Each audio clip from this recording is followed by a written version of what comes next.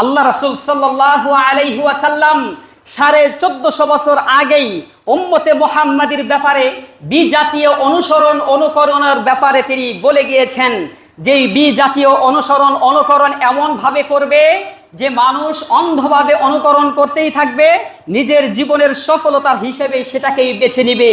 আমি যদি একটু ব্যাখ্যার সাথে বলতে চাই, শুধু বিজাতীয় অনুকরণের মধ্যেই যেটা আমাদের সমাজে, যেটা আজকে পৃথিবীতেই গ্রাস করে নিয়েছেন, তার মধ্যে একটি হলো যে সমাজতন্ত্র, গণতন্ত্র, ধর্ম নিরপেক্ষতা মতবাদে পৃথিবীর আজ যত তন্ত্রমন্ত্র রয়েছে এগুলোর মধ্যেই মুসলিম জাতি তাদের নিজেদের সফলতা পেতে পাওয়ার জন্য খুঁজতে শুরু করেছে।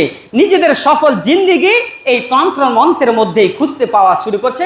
এটাকে এমনভাবে লালন করছে যে আপনি যদি এর বিপরীতে অন্য কোনো কিছু তালিম দিতেও চান, সেগুলোকে তারা গ্রহণ করবে না।